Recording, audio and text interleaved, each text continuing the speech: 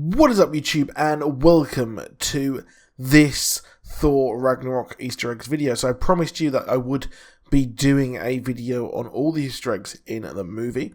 So yeah, it's a bit late, but whatever.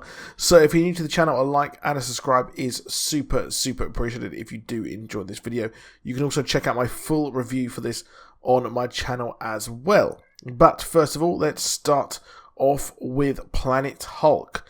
So Planet Hulk is pretty much the most of this movie. So Planet Hulk is where he was sent into space, and then he has to go onto the planet of Sakaar and fight in the gladiatorial arena, and later helps a revolution on Sakaar, which is what good old Korg was talking about when he mentioned that there was a revolution that he hit, and that's the reason why he is in the prison, which it didn't really work out that way but in the comics, but he is also mentioning, calling back to the revolution that was in the comics.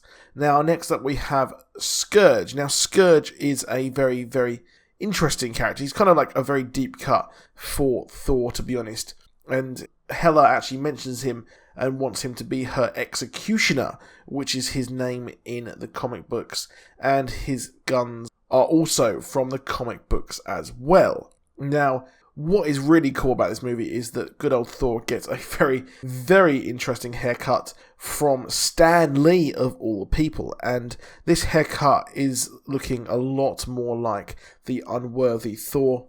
So yeah, it was really cool to see him get that haircut, and the unworthy Thor is a pretty interesting story which led to Jane Foster taking on the mantle of Thor as she had Mjolnir. It's pretty strange to us that they decided to feature that. But we also get Doctor Strange here wearing his iconic yellow gloves, so it's really cool to see him wearing that. And I have to say the Doctor Strange part was clearly the best part of this movie, easily for me as a huge kind of Benedict Cumberbatch fan, huge kind of Doctor Strange fan. I loved him in the movie, keep filling the pint that good old Thor had as well, which was absolutely hilarious.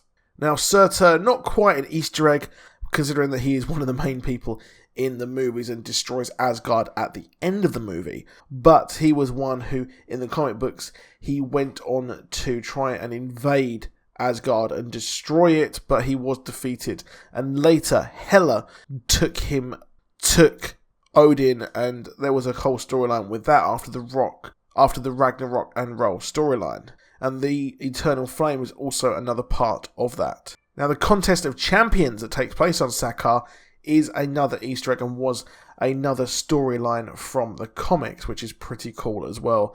Kind of nice little deep cuts here, to be honest, and is also the name of a Marvel game, like app, Contest of Champions as well. I'm sure there's a few of you watching this who actually play that yourselves. And the palace sculptures which take place next to the stadium, they feature quite a few characters here, such as Man-Thing, By-Beast, Ares, and of course Beta Ray Bill, who was the one who actually fought Thor and later was given powers by Odin to become Thor, or a version of Thor. Meek as well with Korg, they were characters who actually were friends of Hulk, and Meek he has a bit more kind of dialogue in the comic book, so it's a bit different here, to be honest. And what was funny, we get a callback to Avengers when Point Break is the password for the Quinjet as well, and on their way back, when they try to get back, Xandar is mentioned as a possible route back, which is of course